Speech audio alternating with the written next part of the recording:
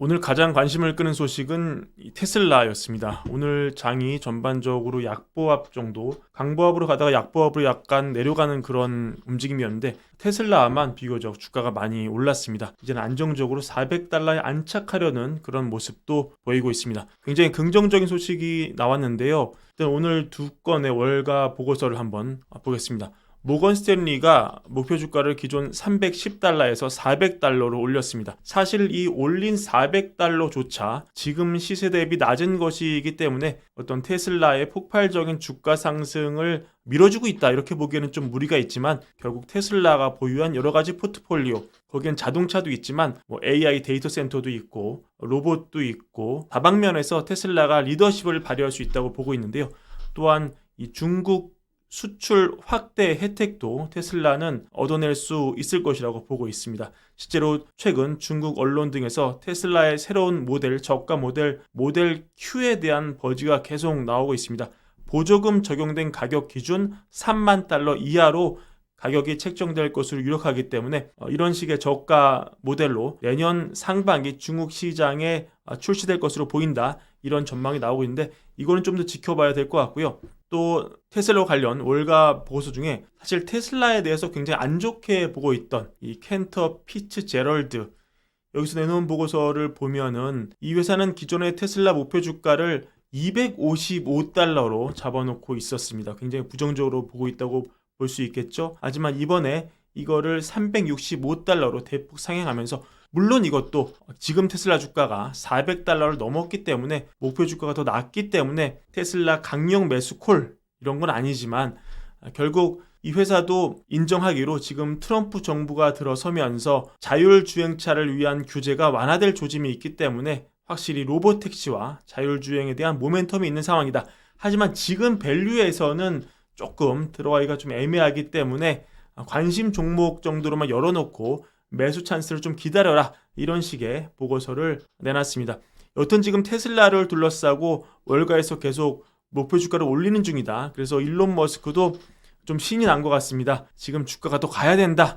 테슬라 우리 아직 배고프다. 이런 입장으로 볼 수 있죠. 간만에 빌 게이츠 저격하는 글 하나 올렸습니다. 테슬라가 압도적으로 가장 세계에서 가치 있는 회사가 되면 빌 게이츠마저도 파산시킬 것이다. 이렇게 글을 올렸는데 여기에는 다들 아시겠지만 사연이 있습니다. 이 빌 게이츠와 얽힌 공매도 아연이라고 볼 수 있죠. 과거에 빌 게이츠가 이 비공개로 테슬라에 대해서 공매도 포지션을 잡은 적이 있습니다. 결국 게이츠는 손실을 보고 포지션을 청산을 했는데요. 이것 때문에 머스크가 좀 열이 받은 거죠. 머스크의 주장은 게이츠가 기후변화와 싸우는 어떤 전사를 자처하면서 어떻게 전기차 1위 업체인 우리 테슬라에 대해서 그따위 공매도를 할 수가 있냐 이런 게 맥락입니다. 그래서 나중에 이 사실이 알려지고 게이츠가 머스크한테 사과를 했지만 머스크는 이걸 받아들이지 않았고 게이츠를 굉장히 위선적인 사람이라고 생각하면서 지금도 뒤끝이 남아서 좀 놀리고 있는 그런 모양새라고 볼 수 있겠습니다.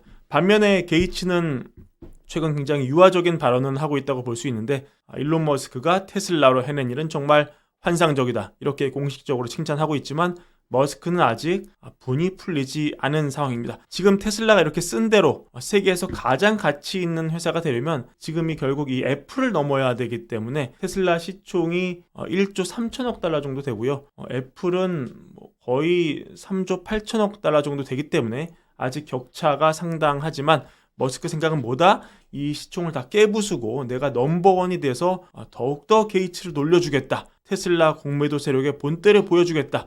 이게 지금 머스크가 가진 야심이라고 볼 수 있겠습니다. 또 오늘 주가 많이 오른 기업이 이 알파벳이죠. 구글 알파벳. 이거는 양자 컴퓨팅 수혜를 본 것이라고 볼 수 있겠습니다.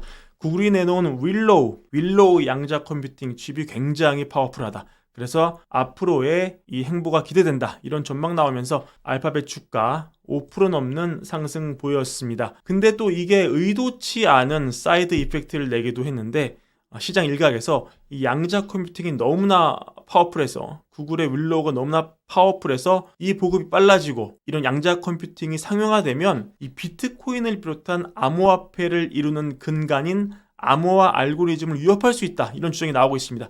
그러니까 아직까지는 컴퓨팅 파워가 이 정도는 아니다. 이게 조금 더 대세의 의견이라고 볼 수 있는데, 여튼 이런 전망이 더 강하긴 하지만 워낙 이 기술 발전 속도가 여러분 빠르잖아요. 그러니까 언젠간 이런 걸로 이 암호화 알고리즘이 깨질 수 있다, 이런 우려가 시장 일각에서 나오면서 이런 점이 암호화폐 시장에서 논란이 되고 있습니다. 그래서 지금 비트코인 비롯한 암호화폐 가격이 살짝 주춤한 것이 바로 이 양자 컴퓨팅의 등장 때문이다, 이렇게 주장하는 사람이 있다는 점 참고 삼아서 알고 가시면 좋을 것 같고요. 간만에 이 암호화폐 얘기 나와서 레이 달리오 얘기 전해드립니다. 지금 아부다비에서 열리고 있는 컨퍼런스에 참석한 상황인데요. 여기서 지금 미국은 물론이고 이 전 세계 부채 문제가 굉장히 심각하다. 그래서 어떤 국채보다는 비트코인이나 금, 실물 자산 사는 게 낫다, 이렇게 주장을 했습니다.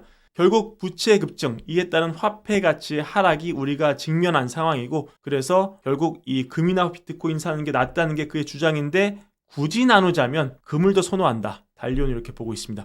왜냐면 나도 암호화폐를 좀 갖고 있긴 하다. 근데 그 비중은 좀 작고 나는 금을 선호한다. 내가 가장 암호화폐에 대해 우려하는 것은 개인정보 보호 때문인데, 왜냐면 정부가 당신이 뭘 가지고 있고 또 어디에 뭘 갖고 있는지 정확하게 알 수가 있다. 근데 세금 이슈가 이렇게 불거지면서 점점 상황이 좀 투자자에게 안 좋게 바뀌고 있다, 이런 취지를 얘기했고, 그리고 암호화폐가 확실하게 인플레 방어적이라는 확신이 나는 없다. 아직은 그런 상관관계가 보이지 않고 여전히 암호화폐는 좀 투기적인 자산에 포함된 것으로 보인다. 그리고 금과 달리 암호화폐가 주요 통화의 준비금으로 쓰일 가능성은 당장 크게 높지 않겠다. 비트코인 같은 암호화폐는 조금 더 검증이 돼야 된다, 이렇게 발언을 했습니다. 참고하시기 바랍니다. 지금 증시 대응이 쉬운 장일까요, 어려운 장일까요? 매크로가 장에 미치는 영향 어느 정도일까요?